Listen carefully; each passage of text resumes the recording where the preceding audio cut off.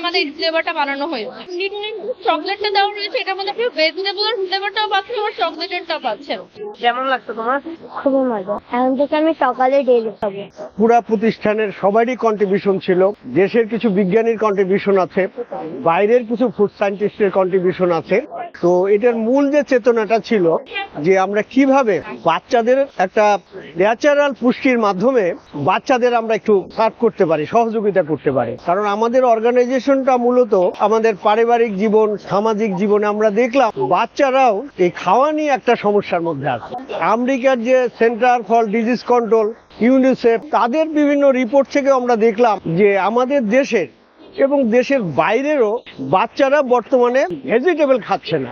একটা হলো পাওয়ার সমস্যা, আর একটা হলো স্বাদের সমস্যা। বাচ্চারা এই শাকসবজির স্বাদটা পছন্দ করে না, এগুলো তারা খুবই এড়াতে চায়। তারা জাঙ্ক ফুড, ফাস্ট ফুড এগুলোর দিকে তাদের ঝোঁক। সেটাকে আসলে একটু মোকাবেলা করার জন্যই মধ্যে একটা চিন্তা আসে যে কি করে আমরা এই শাকসবজি দিয়ে একটা খাবার তৈরি করতে পারি যেটা আবার বাচ্চাদের কাছে জাঙ্ক ফুডের মতোই সুস্বাদু হবে। সেই চিন্তা থেকে এটা করা। এটা করতে গিয়ে আমাদের দীর্ঘ সময় লাগছে। মানে আমাদের যে টেকনিক্যাল নলেজ, ফুড সায়েন্সের যে নলেজ, সেগুলো দিয়ে আমরা ব্যাচ করি। কোনো বাচ্চা বলে এটা তো গাজরের গন্ধ আসতেছে, আবার সেটাকে আমরা পরিবর্তন করে দিই কি হলো পালং শাকের গন্ধ, এটা খাবো না। এই করতে করতে আমরা একটা সময় দেখলাম যে 3.5 বছরের এক বাচ্চা, তার মাকে স্যাম্পল হিসাবে দিলাম। সেটা খাওয়ার পরে তার মাকে বলতেছে, ওটা শেষ হওয়ার পরে আম্মু এটা আনো। সে কিন্তু কোনো ব্র্যান্ড বুঝে না, কোনো কিছু বুঝে না। তার থেকেই আমাদের এইটা মূল চিন্তা ছিল যে আমরা পুষ্টি দিব বাচ্চাকে। প্রোডাক্টটায় যদি দেখেন দেখবেন যে সেখানে বলা আছে no added colour, no added flavour, no added sweetener, no added preservative. Synthetic কোনো কিছু এর মধ্যে দেওয়া হয়নি। কিন্তু সিনথেটিক জিনিসকে ভালো চিনে না। সেই চিন্তা থেকেই আমরা যে একদম ন্যাচারাল জিনিস দিয়েই একটা স্বাদের জিনিস করব। এবং ফাইনালি আমরা 6 বছর পরে আমরা সফল হলাম।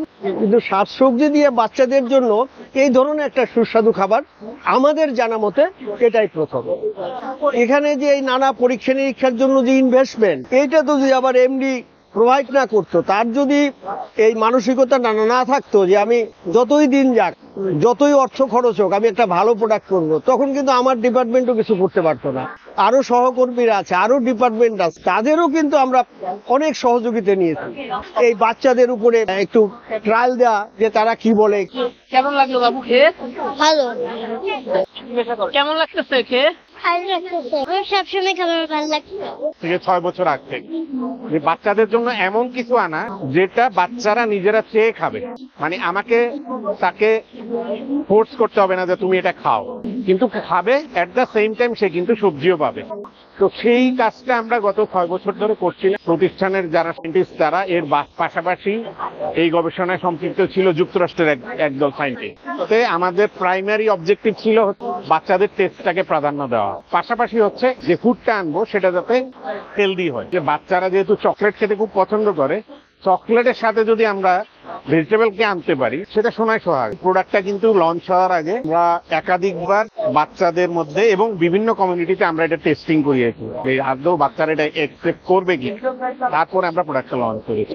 এটা যে শুধু বাচ্চারাই খেতে পারবে তা না, 3 বছরের ঊর্ধ্বে যে কোনো বয়সের মানুষ যে কেউ খেতে পারবে। পেশাগত ব্যস্ততার কারণে আমারও অনেক সময় দেখা যায় যে ঠিকভাবে খাওয়া হয় না। আমার ফুড ইনটেকটা যদি আমি একটা স্কুপের মধ্যে পেয়ে যাই যেটাতে আমার ভিটামিনস আছে, মিনারেলস আছে, অল থিংস আছে, এটা অনেক বেটার অপশন। হিসেবে একটা পুষ্টির উপরে প্রতিবেদন প্রকাশিত হয়েছে যেখানে বলা হচ্ছে 40% বাচ্চা সবজি খেতে চায় না, ফলমূল খেতে চায় না। 59% বাচ্চা ফাস্টফুডের প্রতি তাদের আগ্রহ বেশি। এটা একটা গ্লোবাল প্রবলেম। সেই গ্লোবাল প্রবলেমে আমরা একটা সলিউশন এনেছি। হোপফুল উইদিন নেক্সট 6 মান্থসের মধ্যে আমরা ইউরোপের বাজার, ইউএস এর বাজার এবং মিডল ইস্টের বাজার এই সব জায়গায় আমাদের কাকুমা ভেজেস স্প্রেড পৌঁছে দিতে পারবো।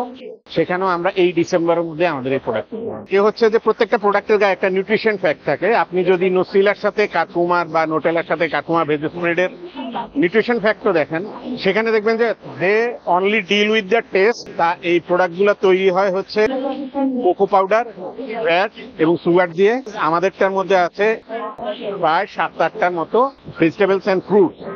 নিউট্রিশন ভ্যালুর কথা চিন্তা করলেও আমাদেরটা অনেক বেশি নিউট্রিশন। আমাদের ফ্যাক্টরি ইউএসডিএ অর্গানিক সার্টিফাইড, আমাদের ফ্যাক্টরি ইউএস এফডিএ রেজিস্টার্ড।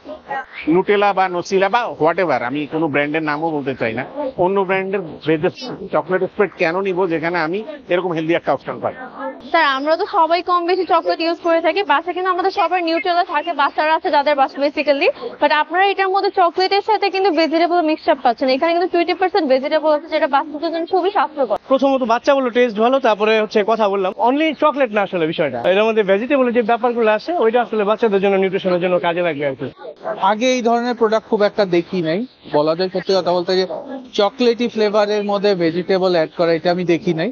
প্রোডাক্টটা বাংলাদেশে আমরা অর্গানিক নিউট্রিশন লিমিটেড 2016 সাল থেকে আমরা কমার্শিয়াল অপারেশন শুরু করি, এবং আমাদের হলো মেইন প্রোডাক্ট হলো ফাংশনাল ফুড, যেটা এখন আমরা ইউএসএ তে এক্সপোর্ট করি, এবং আমাদের ফ্যাসিলিটি ফ্যাক্টরি সব কিন্তু ইউএস এর যে এক্সপোর্টের যে রেগুলেশন সবকিছু মেনটেন করা।